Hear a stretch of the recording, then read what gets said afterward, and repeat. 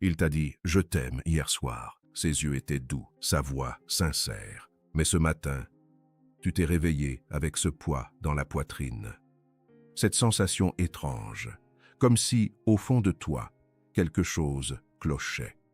Tu as tout vérifié, les preuves, les messages, les promesses. Tout semble vrai. Alors pourquoi ton instinct te hurle, le contraire? Parce qu'il y a une vérité que personne ne veut regarder en face. Certaines personnes passent leur vie à faire semblant d'aimer, et parfois sans même le savoir. Ce doute n'est pas anodin. Il porte un nom, une forme, presque une existence. Le fantôme de l'amour simulé. Tu es peut-être en train de vivre ça en ce moment, où tu te souviens de cette relation, où tu donnais tout, et où l'autre jouait un rôle. Faire semblant d'aimer, ce n'est pas juste mentir, c'est construire une maison sur du sable, c'est offrir un corps sans âme, c'est dire « je suis là », mais en réalité, être déjà parti. Et le pire, ce n'est pas la colère que ça provoque, c'est la honte. La honte de s'être laissé avoir, la honte d'avoir cru. Mais aujourd'hui, on va arrêter de tourner en rond. On va ouvrir la boîte noire de ceux qui simulent l'amour, avec la psychologie de l'attachement et un regard stoïcien pour t'aider à t'en sortir. Avant de continuer, j'ai quelques questions pour toi. Est-ce que tu as déjà senti que tu aimais plus fort que l'autre, que tu t'accrochais à des miettes, que tu cherchais des preuves d'amour là où il n'y avait que des gestes mécaniques? Si oui, reste, parce que ce que tu vas découvrir va tout changer. Première partie. Le phénomène. Faire semblant d'aimer. Faire semblant d'aimer, ce n'est pas un jeu d'acteur hollywoodien, c'est plus sournois, c'est un mécanisme de survie émotionnelle. Certaines personnes ne savent tout simplement pas ce qu'est l'amour véritable. Elles ont grandi avec des parents qui disaient « je t'aime » sans le montrer, ou pire, qui ne le disaient jamais. Alors elles ont appris à mimer, à faire les gestes sans ressentir l'émotion, à dire les mots sans que le cœur vibre. Mais attention, la plupart du temps, elles ne sont pas méchantes, elles sont brisées. Mais ce n'est pas une excuse, parce que faire semblant d'aimer, c'est voler le temps de quelqu'un. Et le temps, c'est la seule chose que tu ne récupères jamais. Deuxième partie. Les raisons psychologiques profondes. 1. L'attachement anxieux. La personne ne t'aime pas, elle a besoin de toi. Ce n'est pas pareil. Le besoin, c'est « sans toi, je n'existe pas ».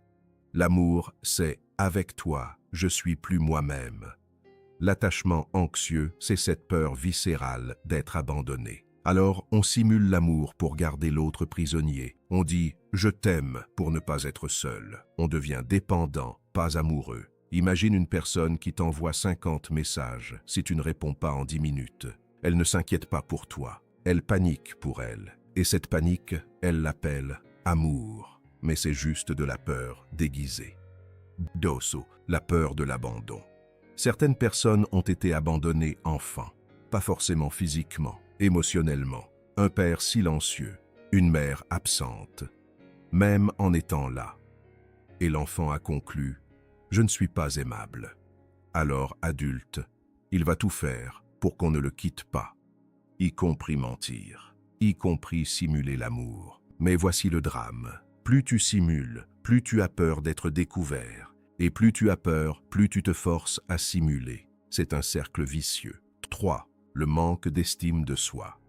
Quand on ne s'aime pas soi-même, on ne peut pas vraiment aimer. On peut désirer, on peut posséder, on peut consommer l'autre. Mais aimer, c'est donner sans s'oublier. Et quand on ne s'aime pas, on ne sait pas donner, on sait seulement prendre.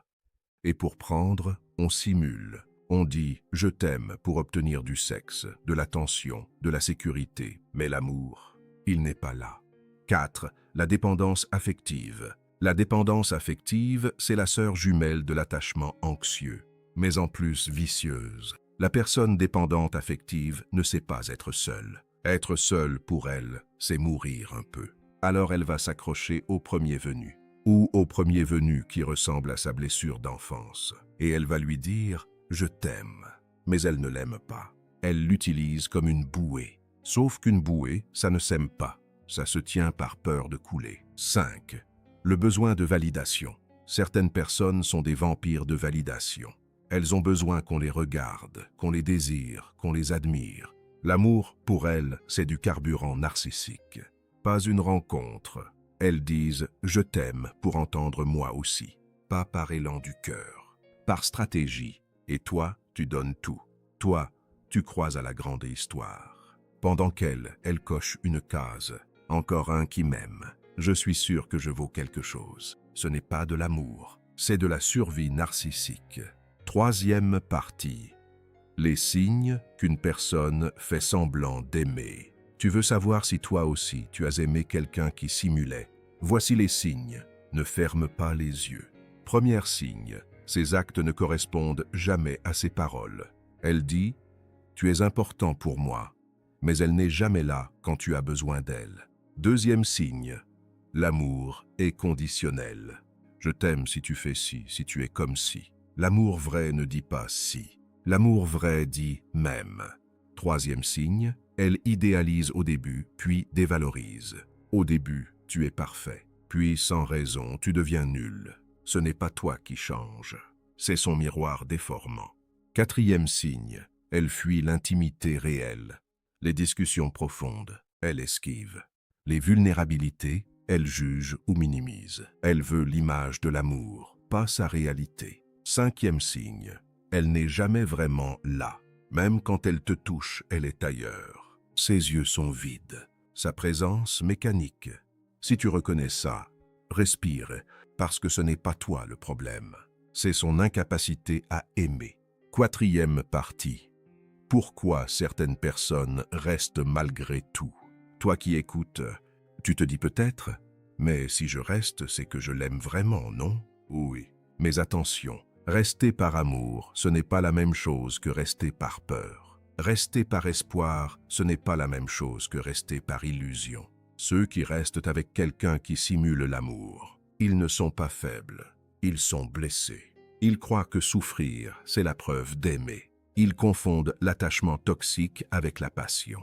Ils espèrent qu'un jour, l'autre va se réveiller. Mais la vérité, c'est que on ne peut pas réveiller quelqu'un qui fait semblant de dormir. Tu restes parce que tu as vu une étincelle au début. Mais cette étincelle, c'était un mirage. Tu restes parce que tu te souviens de ses promesses. Mais ces promesses, elles n'ont jamais eu d'ancrage dans le réel. 5e partie. Le lien avec le stoïcisme. Les stoïciens, il y a 2000 ans, avaient compris quelque chose d'essentiel, qu'on a oublié aujourd'hui. Épictète disait « Ce qui trouble les hommes, ce ne sont pas les choses, mais le jugement qu'ils en portent. » Autrement dit, ce qui te détruit, ce n'est pas qu'on fasse semblant de t'aimer, c'est que toi, tu refuses de le voir. Le stoïcisme nous apprend une chose très simple, mais très dure, tu ne contrôles pas les sentiments des autres. Tu ne contrôles pas leur sincérité. Tu ne contrôles pas leur passé brisé. Tu ne contrôles pas leur peur. Mais tu contrôles une seule chose, ta capacité à ne pas dépendre de leur amour pour exister. Marc Aurèle écrivait « Si tu t'affliges à cause de quelque chose d'extérieur, ce n'est pas cette chose qui te trouble, mais ton jugement sur elle. » Alors voici la question stoïcienne que tu dois te poser ce soir. Est-ce que je souffre parce qu'on ne m'aime pas vraiment? Ou est-ce que je souffre parce que j'ai décidé que je ne pouvais pas être heureux sans cet amour? Le déclic, prise de conscience. Le déclic arrive toujours à un moment précis, pas quand on te ment, pas quand on te quitte. Le déclic arrive quand tu réalises que tu as passé plus de temps à espérer qu'à vivre. Tu as cru que l'amour, c'était attendre. Attendre qu'il change, attendre qu'elle te voie vraiment, attendre qu'il devienne sincère. Mais le temps passe, et un jour, tu te réveilles, tu as 40 ans, ou 30 ans, ou 50 ans, et tu as passé des années à être le seul à aimer vraiment. Le déclic, c'est ça, accepter que certaines personnes ne sont pas capables de t'aimer, pas parce que tu ne le mérites pas, mais parce qu'elles n'ont pas appris, parce qu'elles ont peur, parce qu'elles sont brisées, et ce n'est pas à toi de les réparer. Comment réagir intelligemment? Conseil pratique. Tu veux sortir de cette relation factice. Voici comment faire. Sans drame, sans vengeance, sans t'effondrer. 1. Arrête de chercher des preuves d'amour. Quand tu cherches des preuves, c'est que l'amour n'est plus là. L'amour vrai ne se prouve pas, il se vit. Donc cesse d'analyser ses gestes, cesse d'espionner son regard. Regarde les faits. Est-ce que tu te sens aimé, vraiment, ou juste rassuré par moments? 2. Accepte que tu ne sauras jamais toute la vérité. Les personnes qui simulent l'amour se mentent souvent à elles-mêmes. Elles ne te diront jamais « je fais semblant » parce qu'elles ne le savent pas. Donc ne cherche pas d'aveu, ne cherche pas de confrontation. Cherche la paix. 3. Applique la dichotomie du contrôle, stoïcisme. Fais 2 colonnes dans ta tête. Ce que tu contrôles, tes actes, tes limites, ton départ. Ce que tu ne contrôles pas, sa sincérité, son passé, ses peurs. Et arrête de lutter contre ce que tu ne contrôles pas. C'est ça, la force stoïcienne. 4. Quitte sans expliquer pendant des heures. Les grandes explications, c'est pour les films. Dans la vie réelle, elles ne servent à rien avec quelqu'un qui simule, parce qu'elle retournera tout contre toi. Tu dis « je ne me sens plus respecté ». Je pars, et tu pars, sans revenir, sans vérifier si elle pleure. 5. Remplis ton vide intérieur par toi-même. La raison pour laquelle tu as accepté un amour factice, c'est qu'il y avait un vide en toi. Un vide que tu voulais qu'on remplisse. Mais personne ne peut remplir ce vide. Sauf toi. Travaille ton estime de toi. Apprends à être seul sans être triste. Découvre ce que tu aimes, vraiment. Et deviens quelqu'un qui n'a plus besoin qu'on lui mente pour se sentir exister. Nous tendons à la fin de cette vidéo. Si tu es arrivé jusqu'ici, ça veut dire que toi, au moins, tu cherches la vérité. Ça veut dire que toi, tu es prêt à voir l'amour en face, même s'il fait mal. Alors voici la dernière chose que je veux que tu emportes. Conclusion. Les personnes qui font semblant d'aimer ne sont pas des monstres. Ce sont des enfants effrayés, déguisés en adultes. Mais ce n'est pas à toi de les guérir. Ce n'est pas à toi d'attendre qu'ils deviennent capables d'aimer. La seule personne que tu dois sauver, c'est toi.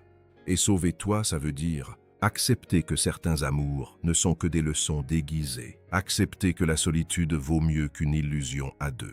Accepter que l'amour le plus important, c'est celui que tu te dois à toi-même. Alors ce soir, regarde-toi dans un miroir et demande-toi, est-ce que je suis prêt à arrêter de mendier un amour qu'on ne peut pas me donner? Si la réponse est oui, alors tu viens de faire le premier pas vers ta liberté. Ne pleure pas sur le temps perdu. Remercie-le, parce que maintenant, tu sais reconnaître ceux qui simulent, tu sais que tu mérites mieux. Et surtout, tu sais que le vrai amour ne se prouve pas, il se respire. Merci d'avoir écouté. Prends soin de ton cœur, mais ne le donne plus à n'importe qui.